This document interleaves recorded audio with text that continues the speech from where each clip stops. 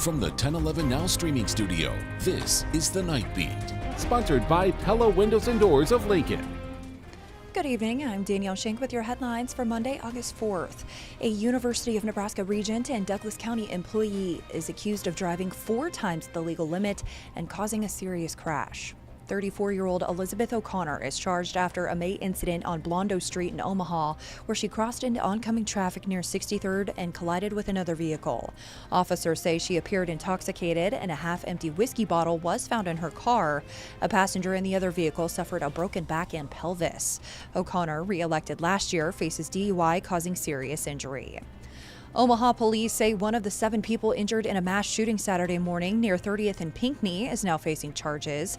A crowd gathered in a parking lot when a small argument escalated and someone pulled a gun and opened fire, injuring 7 people, most of whom were not the intended targets.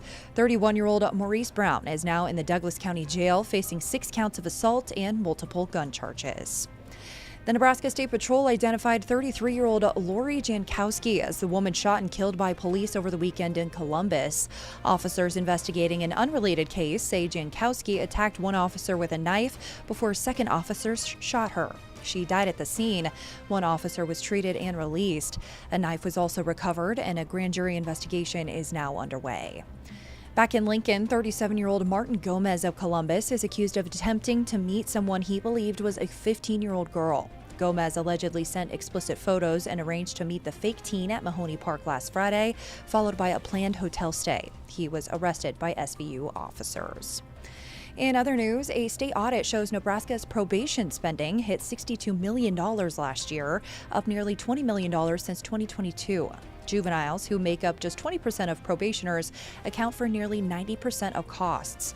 Auditors found families often misreported income, and the state failed to collect payments from those who could afford them. Auditor Mike Foley warns the state may be overspending on services that could be covered by insurance. Nearly a year after voters approved medical marijuana and created a regulatory commission, Nebraska's Medical Cannabis Commission met today to finalize permanent regulations for growers and sellers.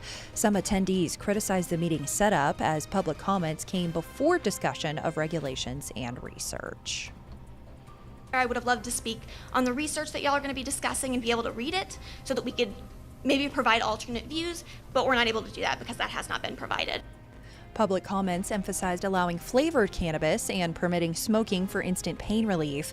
Afterward, the commission shared research on smoking harms and updates since emergency regulations were introduced. We're protecting patients and people in the state of Nebraska, that we as a commission are doing our due diligence to connect with other states and see what they've done.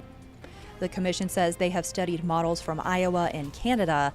The next meeting is set for next month. How do you sleep at night, you liar? Emotions ran high during Representative Mike Flood's 3rd town hall of the year, his first in Lincoln at UNL's Kimball Recital Hall. The packed crowd responded with boos and cheers on issues including energy costs, recent ICE activity in Omaha, and the release of the Epstein files.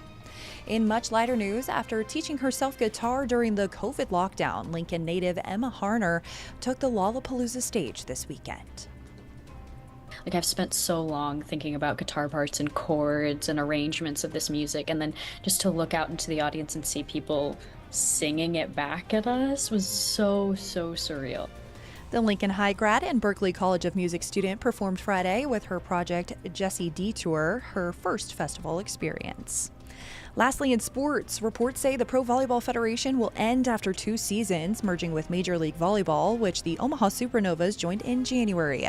Sportico values the new league at $325 million, with 10 teams expected to compete starting in 2026. The Supernovas declined to comment. Rounding out your night beat is a check of the 7-day forecast.